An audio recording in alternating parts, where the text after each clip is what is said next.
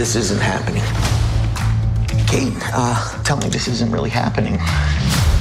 I hear there's something you don't like the looks of. We discovered a very large comet. Oh, good for you. It's headed directly towards Earth.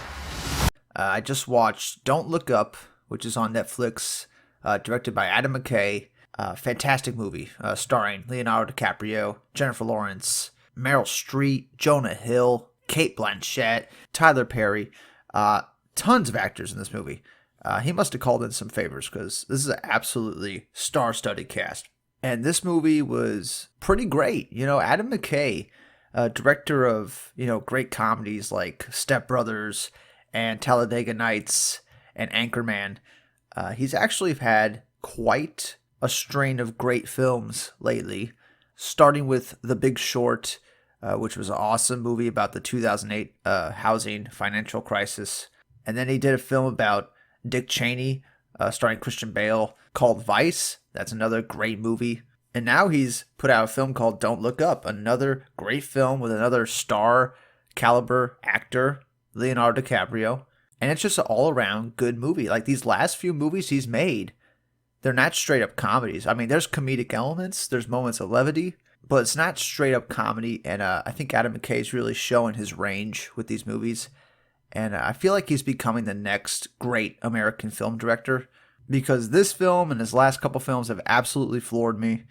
I really wasn't expecting Don't Look Up to be better than Vice, but it really was. Like, in almost every way imaginable, which surprised me because I love Vice. I love the storyline of that movie.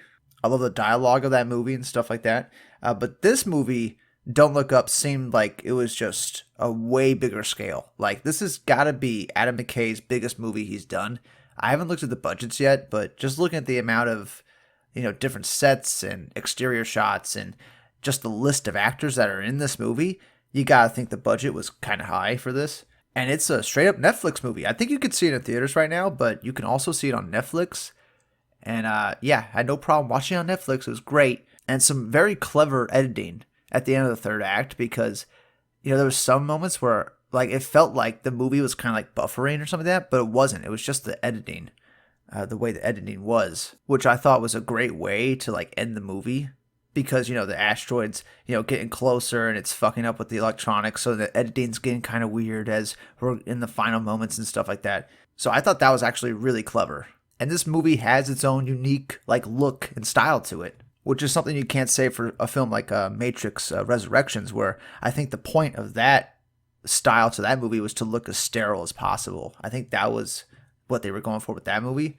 But with this movie, it does have that Adam McKay unique style. It doesn't look like Vice. It doesn't look like The Big Short. It looks like its own thing, which is awesome. But it's Adam McKay because of his sense of humor that's going throughout the movie. And this film's actually very dark. It's about a asteroid that's coming towards Earth, about to destroy the Earth, and nobody wants to listen to the scientists that have photo evidence of this asteroid, right? It's quite funny like that. And I would say this movie is more like a surrealist take on the world we live in right now, because it's not quite the reality we live, but it's very, very close. It's almost like a parody of the reality we live in.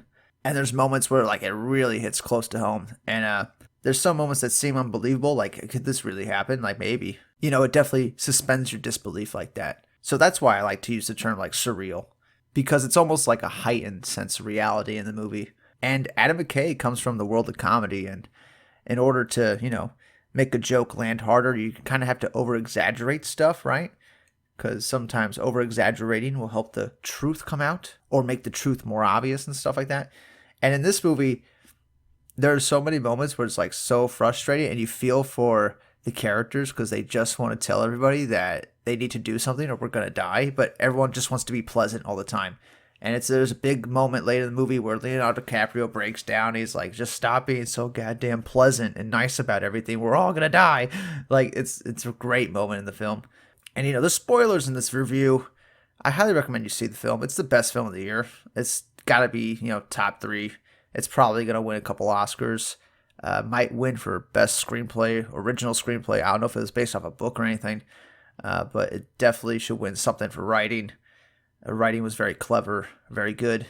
And maybe Adam McKay should get nominated for a director Oscar because he is fucking killing it lately, and I think he deserves it. And it definitely should get a Best Picture nomination as well because it hits on so many points so perfectly.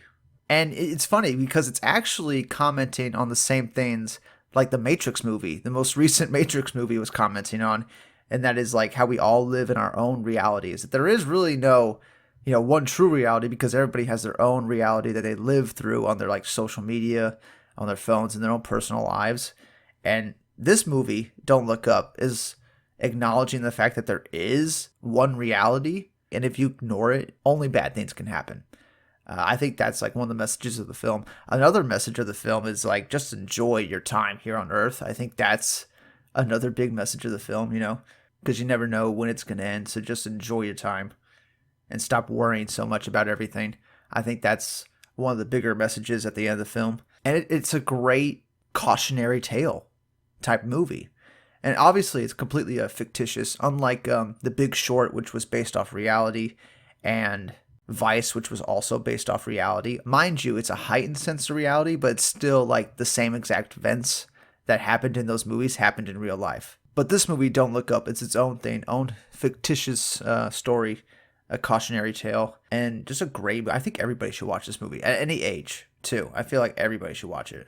All the performances were perfect. Leonardo DiCaprio really came off stellar in this movie. He probably should get a nomination because he just came off as human, which is like kind of hard for him to do because he's like one of those guys that's been in the entertainment industry for like his whole life. He's always been like the pretty boy lead actor. He has no real concept of what like normal people go through in like everyday life. He doesn't really have too much of a grasp on that. And you'll notice that when you like watch interviews with Leonardo DiCaprio. But in this movie, he really pulls it off. He makes himself likable. You feel for him. You feel his frustration and fear. But by the end of the movie, he kind of loses the fear that he was carrying the whole movie, which I thought was a great character arc for him.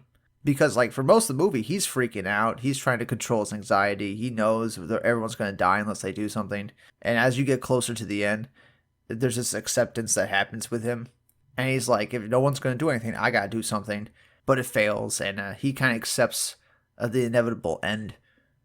And spoilers, everybody dies. Like, the meteor hits, everybody dies in this movie.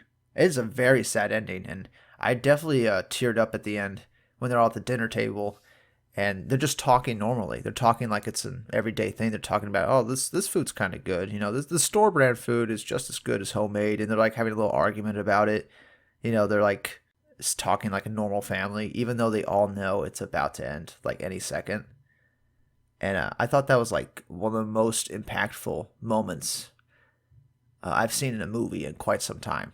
Going beyond this year, like this is like one of the most like cinematic things I've seen, where so much emotion's conveyed through the subtext of the scene, and seeing these characters like just accepting their fate and just trying to enjoy each other's time that they have left, I thought was like really impactful and such a touching moment. Like Adam McKay got his start in comedy, but like he really knows how to bring the emotion out in a scene, and he's quickly becoming like my favorite director, and he should be considered like one of the best directors America has to offer, really. Jonah Hill was also excellent in this film. He's Meryl Streep's son in the movie. Meryl Streep is the president, like a Hillary Clinton type president that's like more of a Trumpster, like she smokes and she only cares about getting like political points and stuff like that with her. She can't be bothered with a meteor that's going to destroy the earth, she just cares about getting reelected and stuff like that. And while the movie's fictitious, a lot of these elements are like totally real. Like the president, her biggest donor is like this Elon Musk, Steve Jobs type of guy, the third richest person on the planet, and he just walks into like the the White House or the Pentagon and just to see what's happening because he's the biggest donor and he could do that. And I'm like, wow, this is really touching on some like reality because the president doesn't run the country, the rich people do. The president makes like what, $500,000 a year versus I don't know, any rich person that makes $1 trillion a year. You know what I'm saying? It's like not even close. Even Trump, he makes $1 billion. That's he could totally buy out any president, right?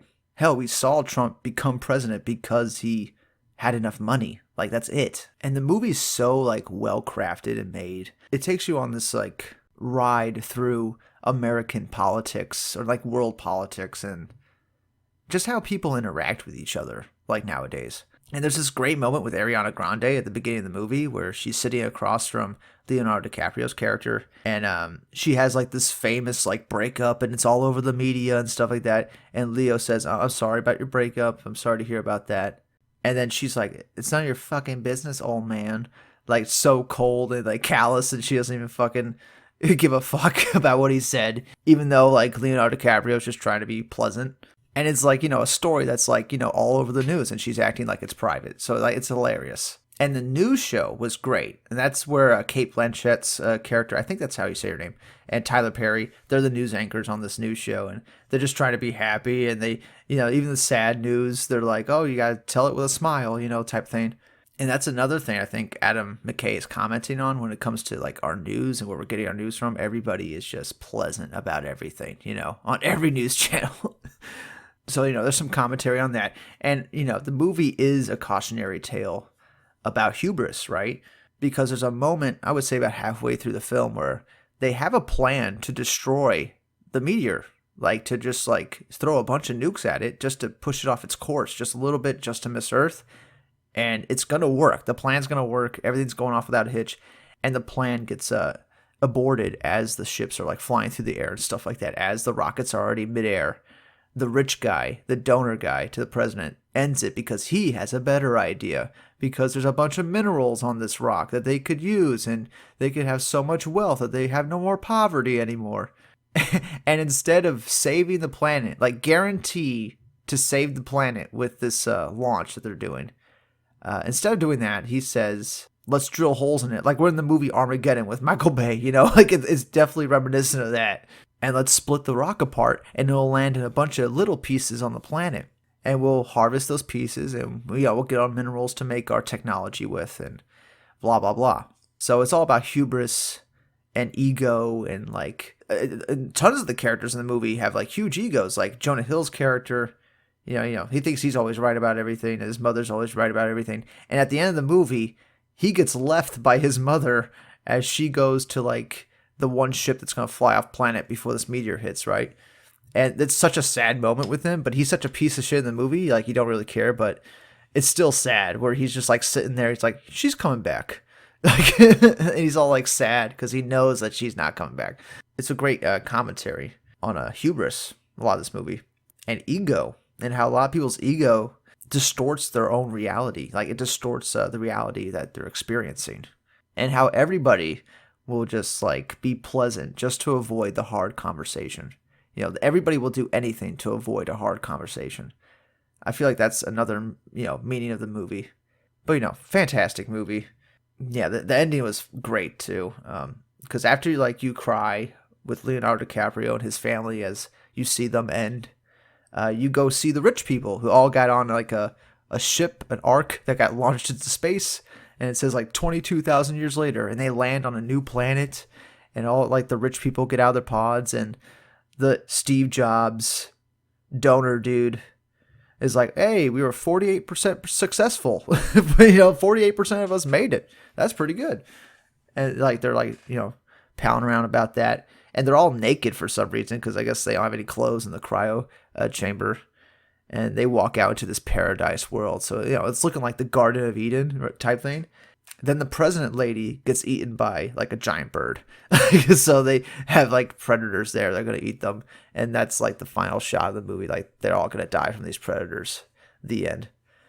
Which I thought was great. So they got their comeuppance. The rich people didn't actually survive. They got all their comeuppance. So, good ending all around. Not a single problem with the movie. It's like one of those perfect movies, The editing's fantastic. There's a lot of like great exterior shots of stuff, and the CGI I thought looked really good. I was watching it on Netflix on my TV, so maybe it looked different on a big screen, but like it looked pretty good here. I wonder what the budget was because it looked great. And a star-studded cast. Even the guy from Dune, the guy who plays the lead in Dune, he's in this movie. Like just tons of actors. Like he must have called in tons of favors. And I bet everybody wants to make a movie with Adam McKay because he's just knocking it out of the park. And I hope he gets recognized for this because no movie this year has made me like tear up like that did. Like that last scene in this movie. Nothing made me tear up like that. And then go from like, you know, tremendous like sadness to like laughing that the rich people are getting eaten at the end. Like that was like a great turn of events. Because even though it's super sad, everybody on Earth dies, the bad guys get their comeuppance, you know, so it ends on like a happy note. It ends on like a funny note, which Adam McKay, like his roots is comedy. So the movie still has a little bit of his comedic timing and flair. But obviously, I don't think the movie's a straight up comedy. I think it's more like a dramedy, you know, drama/comedy type thing. Definitely a lot of parallels to society. A very surreal take on just like the world we live in right now. And sometimes it tricks you into thinking, oh, this is exactly like life right now. But like, I feel like the movie is a cautionary tale. It's more of like what can happen if we don't change our ways type thing. And, you know, I like it. I like the movie has a meaning, has a message. You can dig into it. Because the billionaire donor dude that I talked about, he's also played by an Oscar-winning actor. I forget his name, but yeah, he's supposed to be like the Steve Jobs, like Elon Musk, you know, the rich, who's the other guy? Bill Gates, like, you know, that kind of level of rich person that just has all this power over all these politicians and stuff like that. He kind of looks like the leader of that cult that what's it called, the Stargate cult or whatever, the cult that worshipped fucking meteorites and stuff like that, and they all killed themselves so they can all go onto a meteorite. Look it up. They intentionally made him look similar to that cult leader. There's some allegory for you, and I always love that when movies got deeper themes and allegory, and you can pick it apart and you can, you know, find meaning in anything. I like it. Anyway, I'm going on and on here. It's a great movie. 10 out of 10. Perfect film. It's going to be nominated for a bunch of Oscars. It should win a couple. And if it doesn't win anything, that's a travesty. Because nothing in theaters has been this good. And this was on Netflix first. You know, it's crazy. And, you know, if any film actually deserves $1 billion, you know, tons of money, it's this film. And not like Spider-Man trash, but, you know, whatever. I'll see y'all later. Adam McKay, number 1. I'm going to see his next film for sure, whatever it is. That's it for now. Comment below. Let me know what you think of Adam McKay's new film, Don't Look Up. And I'll see y'all on the next one. Bye-bye. You guys discovered a comet? I have a tattoo of a shooting star on my back. Oh, that's terrific.